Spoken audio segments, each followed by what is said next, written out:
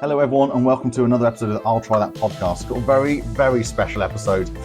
We have Stu Charleton from Fierce Beer here with us. I'm so excited, Stu. How are you doing? I'm doing good, man. I'm doing good. It's Thursday, nearly the weekend. I'm having a great time. It's the best time for an afternoon beer, don't you agree? Mate, I think 4 o'clock beers hit better than like 5 o'clock beers, to be honest. Especially with some of these beers that you've given us. Honestly, these are outstanding. Anyway, we'll get into that a bit, but we'll go into all of that, Stu. But yeah, as you said, the 4 o'clock hits better than 5 sometimes, right? Exactly. Definitely. You probably shouldn't be having one, but it feels better that way. I think because it's a little bit taboo. Yeah, I feel a beer any point of the day past 12 o'clock's acceptable. It's past 12 o'clock, right? Because I've seen you crack open a beer at 9 before, Drabs, and you get some pretty weird looks walking down the high street with your special brew, you know? It was festival season, so. So, Stu, we have spoke about Fierce on the podcast before, so avid listeners will know that you guys are from Aberdeen, some real crackers of beer makers. I must admit, the Fierce beer that I did review on that episode hit me like a train. If I'm honest, it was the jam sandwich stout. I think it was. Yeah, it might have been a while ago. I'm trying to think. I was at a big imperial, like 10%. Yeah, it was a big boy. As I call the big boy episode. Yeah, that was really good. But I was amazed actually looking through your beers, just how many kind of like dark beers you do. Like you have such a variety of dark beers. Is that really popular up in Aberdeen then, or is that like something you started your heritage on? I guess. I think it's always been something that people have known us for since we started. So I think we kind of made a bit of a splash with some of our darker stuff, like Cafe Racer, our like headline porter is like one of our most popular beers, and like when we don't have that available, people go a bit rampant for it. Like they're like, when can I get my Cafe Racer back? I need it in my fridge. And obviously we've got like our big imperial stuff, like Very Big Moose is like probably the beer that people wouldn't know us for further afield. A big 12% imperial stout, and I think that's kind of just embedded in people now. So we don't want to let folk down in the stout and porter game. We've got to keep that up. Well, that's what I was thinking. So it's exactly the same as Joe. I was having a flick through your website and seeing what was on offer and everything. You've got some quite heavy hitting ABV stouts and beers. Like I was looking again. Normally you've got breweries maybe have one or two, but you guys have got a few. When I was having a flick, I was like, some of these had knocked me for 2. The worst thing about it is that like obviously they're great beers and stuff, but like I feel like we have hit a sweet spot where anything above like 8%. We just managed to make it really drinkable. If you didn't know it was 8%, you'd be like, oh, cool, I'll just get a pint of that. And then it's game, set, match for you. See, that's a really good place to be in the industry. You've got these higher percentage beers that are actually drinkable. Like we've tried some stuff on the podcast that is just unbearable when you get past 8-9%. You're drinking it going, dear God, this is hard work. So I think, and I just don't think you want that from a beer. No, not particularly. I also feel, Stu, you've picked a lane with some real like beeries there, like people who know their beer and they like those type of beers. Like they're really particular about the type of beers. So the fact that they keep asking for it, it's like, they've got some serious high standards on those beers. So the fact that you keep nailing it / winning all these many awards because of these amazing beers that you've got, I think just testament to it, right? I always stand like I used to work in the bar in Aberdeen, the Fierce bar. That's how I started working for Fierce. And like that was like my first introduction to like anything above like 7%. Like I just didn't know that was like available. I was like, why would you want that? And then it was like, oh, try this triple IPA, it's 10%. And I was like, man, that's smooth. Like it's just, and like I can see why folk like it, because it's something that maybe to have like you slow down and you enjoy it a little bit more, like wine sort of thing. And then there's some folk that are like, I want a 440 can of 12% stout right now, and I'm gonna drink the whole thing, which I respect also. Other end of the spectrum, we're trying the Cerveza Mexican lager with lime, so very much from the imperial stouts level. This is absolutely delicious, by the way. Right, I think you said, like it's a 330ml 4-pack, came with a with the kind of card top, which I love, like keeping the 4-pack together. I absolutely love that. I always look out for those when I see them on shelf, like companies that are actually leaning into their sustainability credentials. I love that. But this thing is delicious. So tell me about this. How's this come about? Man, so like there was a long period of time, like when I first started working for Fierce, that we didn't really do, like we did pales and we did light stuff. We didn't really do Pilsner or lager. That just wasn't like anything on our radar. And then eventually we kind of like, we'll make our own house lager. And then last summer, we were going to so many beer festivals every week. We were like, beer festival. And we kind of just started to notice that like all the other breweries and like all the guys who are working the stands were like, oh man, I just fancy a lager. Like I can drink double IPAs all the time, but like see when you get a really good lager, it's so like refreshing, especially during the summer. Like it's all you want. So we came back about like August time last year and we were like, this is the perfect time. Let's just make as good a lager as we can. And like, we'll make it a little bit funky. We'll do a little bit of lime in it. And then we released it just as the summer ended. Right when the fall season started and folk are picking up their stouts, we were like, Mexican lager, lime, let's do it. So that was kind of how it came about. And ever since it came out, it's literally been like our top 3 bestseller in our core range. So folk just can't get enough of it. Like, I have mates who aren't craft beer drinkers, but like, and they always slag me off because they're like, how can you drink some of that stuff? But then we brought out a Mexican lager and they were like, oh, can I get some cans? And I'm like, yeah, of course you can. Well, as I was saying just before I came on, so this was the first time I've tried your Mexican lager, the Cerveza, and I read it and I was like, oh, it's going to have there's going to be a minute bit of lime kind of in there, sort of thing. I took my first swig. I've just been on some training on the water, and I came up and I was like, I could have water, I could have a beer. I think I'll go for the beer. That's clearly the sensible option right now. And I took a big old swig as you do when you're a little bit thirsty, and I was like, the lime comes through, but not too much, just the right amount. And I was like, this is exactly what I wanted to be drinking in this moment in time. And I've just got to say, hands up, absolutely fantastic beer. We've had a few. We've tinkered with the lime a little bit. I think when we first made it, it was way more overpowering with the lime, which some people really liked. I think it was still a really good beer.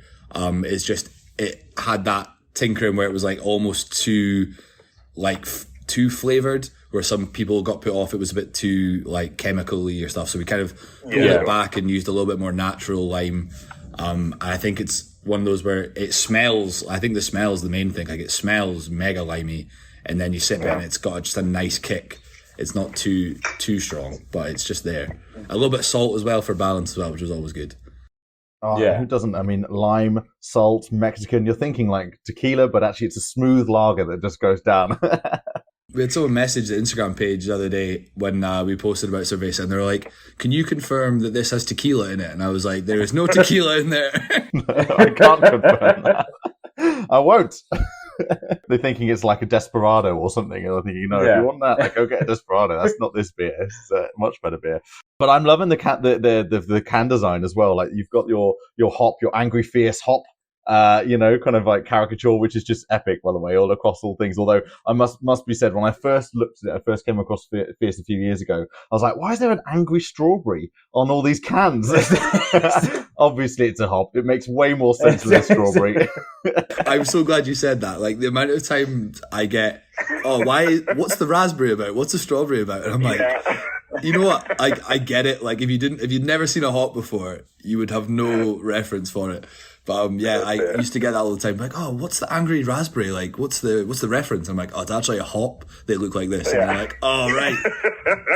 Cool. You can see the like lights going off in their head. Like that makes more sense now. Oh. So I've just cracked open the Fierce Rhubarb, the pale ale that you guys sent across. Just interesting. Why did you guys choose rhubarb as a choice? Because it's nothing I would consider.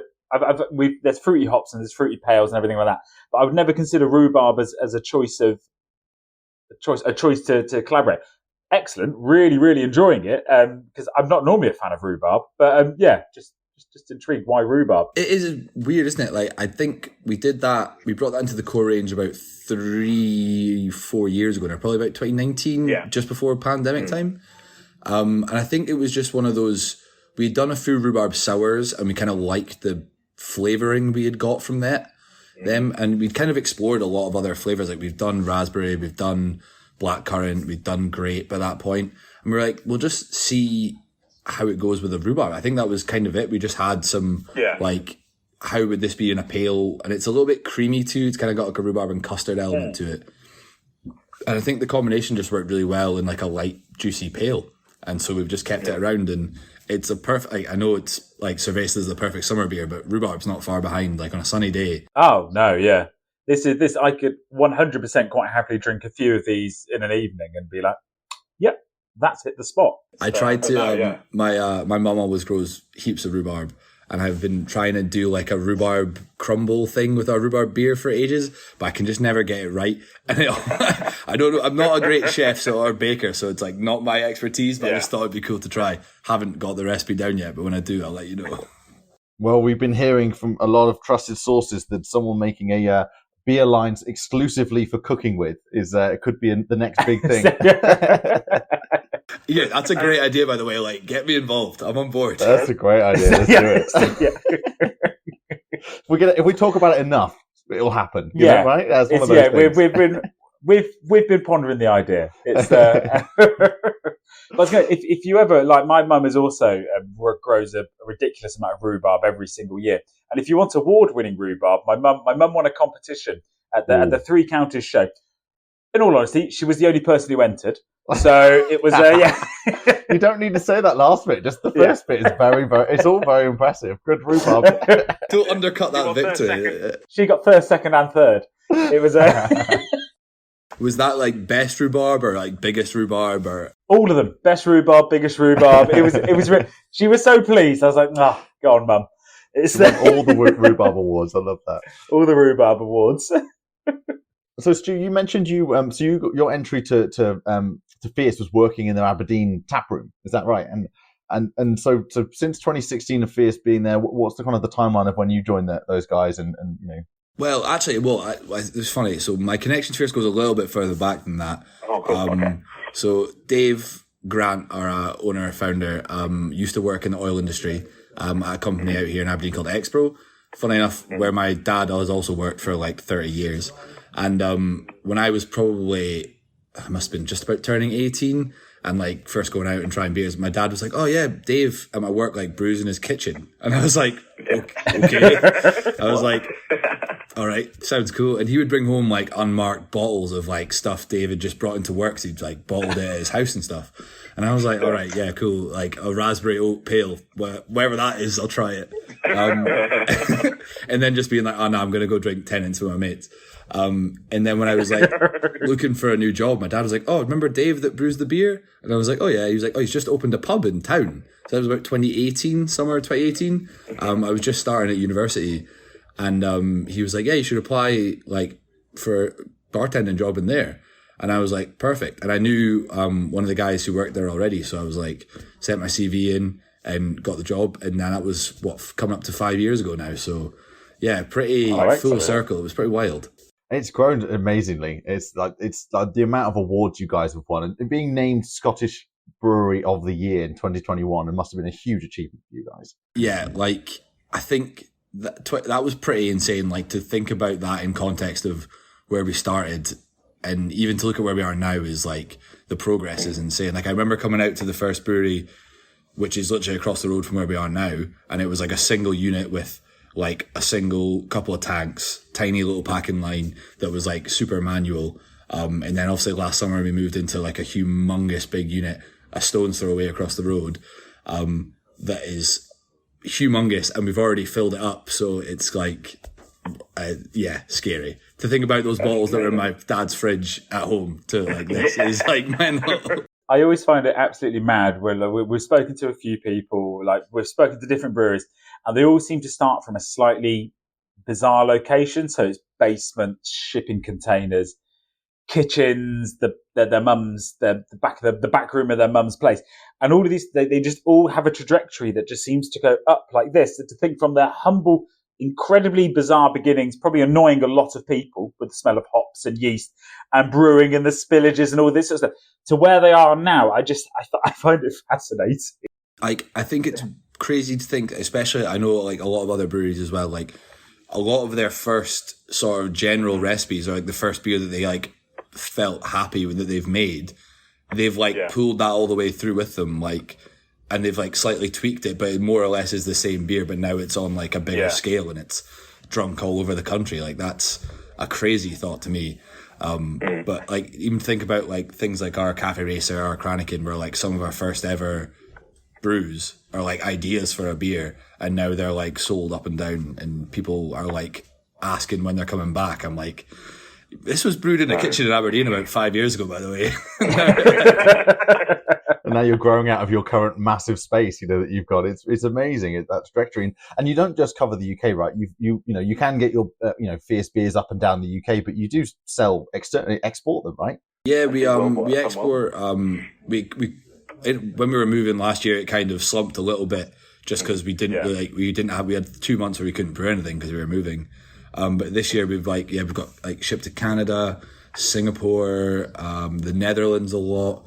I think it's 10, 12 countries in total. So yeah, whenever I see a photo of a fancy juice in Singapore, I'm like, how do you even comprehend that that's over there? And the guy's like, oh yeah, Aberdeen Brewery, love that. It's absolutely mad. I did a fair bit of time over in Asia with my sister. My sister used to live over there in Vietnam and everything, and she said the craft beer scene over there is insane, and the amount of breweries she was seeing from England just kind of popping up in these small little bars that she would go to, and she'd be like, I've got no clue how this brewery from Cornwall has come all the way over here.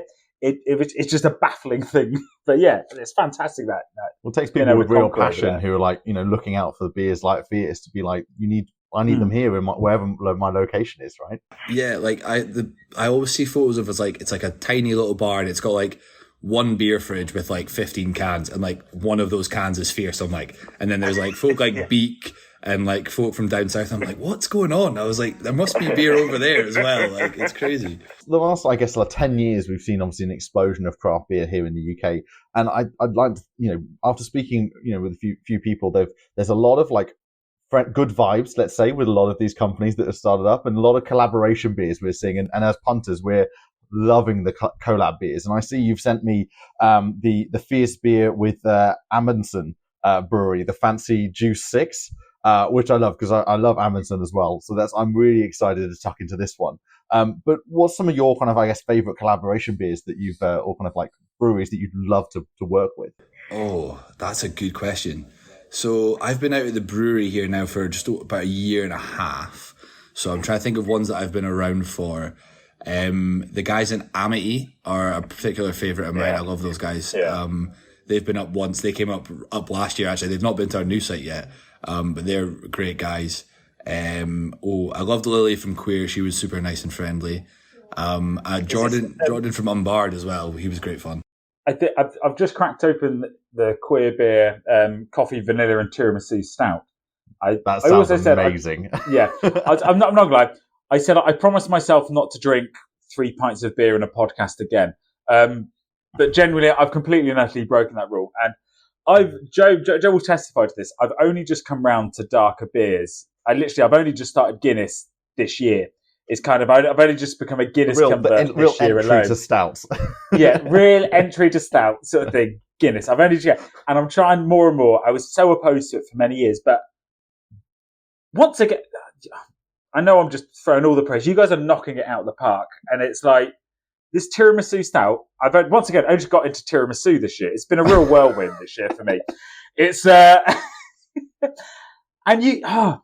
it's good. It's really good.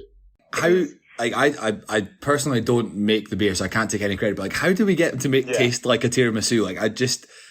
It's mental, isn't it? Right. It just blows my mind slightly how we've come so far that we can now be drinking tiramisu.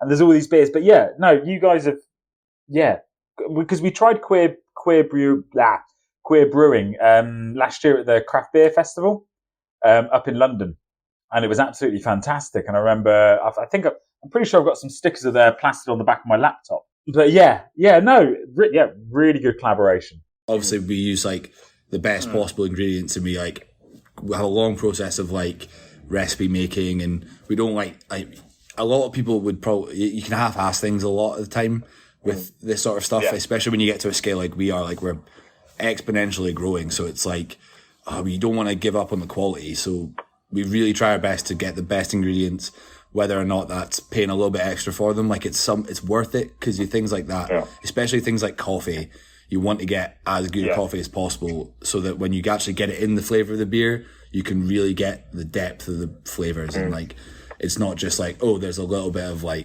roasty caffeine kick. It's you actually get a little bit of the bitterness, the sweetness, the darker flavours. It's just But yeah, that was one that when I heard that was like the plan for that collab, I was like, I'm in. Gonna be good. I would love to know, Stu, just from your end, and what is the kind of the vibe at Fierce? What is it like behind the scenes with everyone there? That's a good question. So like when we moved last year, we were still like a really small team. I think there was less than 15 people at the brewery last year. So we're now up to, I can't do that count in my head, probably 20 to 25. So we've grown quite a lot in a year. That's a lot of people. Yeah. Just because like to deal with a site this big, you kind of need just more hands. But it's a great vibe. Like we call ourselves a fierce family, which is sometimes a thing you can cringe at. But like at the time, it's a lot of people that work here are like friends of either Dave and Louise or like people we know from elsewhere that we've kind of brought in. A lot of ex-Brewdog people, just because of the area. It's bound to happen. Cool. Yeah. But yeah, just folk who have got like a huge interest in the industry, and even if they haven't, like I always laugh. Our delivery driver, his name's Deck, and he's one of my best mates. He's great, but like he's not massive into his craft beer. He's a pretty like older guy, but when I know we've done well is when he's like, "Oh, I need to get some of that beer that's coming off the can line." Because he really likes it. Okay. It's the Deck litmus sketch. Yeah. Like he couldn't get enough of our cherry cola sour, and I was like, right, we've hit the nail on the head on that one. That's like we've done well. You need to be posting this online. It's Deck approved. The cherry cola sour. I've asked him to be in a video with me many a time, and he's like, nah, no for me, and I'm like, that's fine. But yeah, I think it's like you can attest to the vibe here because like obviously I worked as a bartender in their bar. I did a degree in media, and Dave and Louise were like kind enough to come to me and ask like, we need some help on the social media, digital marketing side of things. Would you like to come and take a bit of a step up? Like might be tough work, but like at least it's kind of what you want to do. And I said, yeah, absolutely. And they've just been nothing but supportive. And they let me do mental things on social media, so like I'm okay with it. Well, it's testament to, I think, the fact that you guys are putting some kind of putting someone like yourself brain behind the outfit, with getting on these conversations, just being able to speak behind it, because I think for our listener base anyway, they love it because they get to know the breweries that they're consuming, and obviously everyone's got their own view of breweries because they're trying the products, and then you absorb the kind of the branding and the kind of the package design and what they're putting out on socials. But I think these kind of like conversations is where people kind of really get to that another level of like appreciation for what breweries do and what makes them special. Yeah, absolutely. Like we just started doing like a subscription service in the past couple of months, and that's kind of been one of my projects for the year. And one of the main things we want to do, because we know a few other people do it, is to do like online tastings alongside it.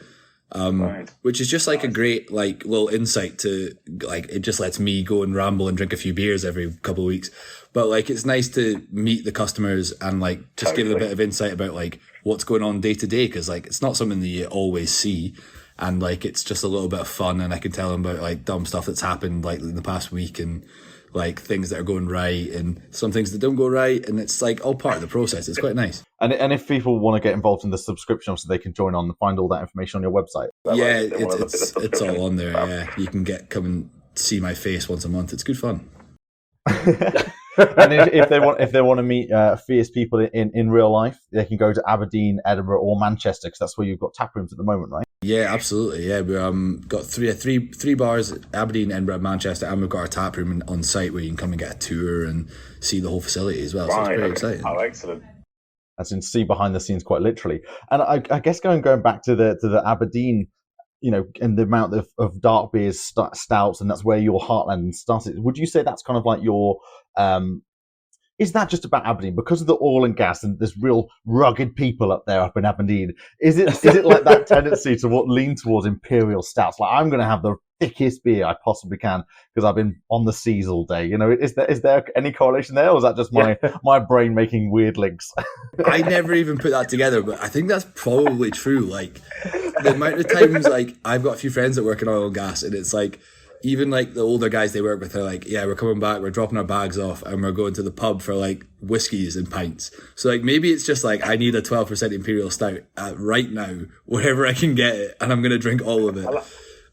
Is it unlike a Southern Softies who are only there for the beer, like the light beers? That's Mexican lagers with lime, lovely. No, yeah, I tell you. Yeah, you know what? I will quite happily accept that. So subscription models, you've got more plans for bars opening up. Any new beers that you think you can even talk about coming up or watch this space? Or is it all under the hush hush right now? I think there's a fine line between like you want to be a little bit mysterious, but like at the end of the day, you can't just like not tell folk what's going on. We've got I love a whiteboard. That's like my favorite thing. So like I love a whiteboard with like I just write all my ideas and like stuff coming up. So we've got a bunch of whiteboards scattered about with all the like our random beer names. Like if someone says something in a sentence, I'm like, good beer name, we'll write that down. It'll come out in like September. Nice. What we've got coming up, we've got one of our old school beers was a pina colada scream, which was a kind of juicy pina colada hazy. And we're rebrewing that at the moment, and it'll be coming out. I don't have the product schedule, but I think in the next 3-4 weeks, which I'm very excited about. And then later on in the year, we have like a huge barrel operation on the go at the moment. So I think we've got 5 barrel aged beers in different varieties of bourbon, rye, rum barrels. We've never done rum barrels before, so I'm very excited about that. That sounds really exciting. Yeah. It's going to be really, really good. So I think, I don't know if you've tried it. We did a Imperial Weizenbock with Vault City in March. But those are the guys that they know their barrel. Yeah. They know their barrels. We've stuck some of that in rum barrels. So that should be pretty epic, I think. And that'll be coming out later on in the year. So yeah, very, very excited for that. And VBM, very big moose. There'll be heaps of that to go around. It's come winter time as well. So yeah, I've been trying to get us to do a Radler as well. Yes, okay. Like a proper, like a Cerveza mini, maybe like a light, like 2.5% Radler. I think would like be unbelievable for the summer. So what was the Radler we tried recently? Was it was it grapefruit Radler? Yeah, we've had the Stiegels, the traditional Radler, from from Germany, but yeah, that's a very different type. But then a Cornish Radler as well. I'm always thinking down there. But I'd love to try and add an Aberdeen Radler. That sounds fantastic. It sounds so good. Scottish Radler, right? And you guys have owned a wee heavy as well. You guys got really a kind of a wee heavy and really taken off. This is one of your popular ones, isn't it? A wee heavy by you guys. Yeah, it's called Heavy on the Bourbon. It's called really popular wee heavy, which again like a 9% barrel aged wee heavy, but people love it. Like people always ask, say like a country's like specialist beer, and obviously Scotland you've got so many. It's just but the wee heavy I think is what people go to, right? But that barrel aged out that bourbon one sounds really smooth. That was in our most recent subscription box, and I was drinking it on our thing, and like I had to stop myself because I was like, it was the last beer, so I was like 5 beers in. This was number 6, and I cracked it open. And I was like, it's like it's gonna be an early night for me on this Wednesday. I'm gonna go straight to bed after this. Yeah. Well, Stu, it's been an absolute pleasure talking with you. Thank you so much for coming on the episode. I hope this has been like more than insightful about everything that's going on. I'm really excited for everything you mentioned about the new beers coming up, and obviously if you want to get your Fierce beers on the reg, the subscription, subscribe now, and you could be seeing Stu online every month and chatting beers. It sounds bloody brilliant. Thank you guys. I really appreciate coming on. It was a great time. It's nice to just chat. And that's all we have time for this week's episode of the I'll Try That podcast. And so from me, Joe, Rich, Barber, and Simo, goodbye. And don't forget to follow us on Instagram, Twitter, I'll Try That Podcast.com, and watch us on YouTube. Goodbye now.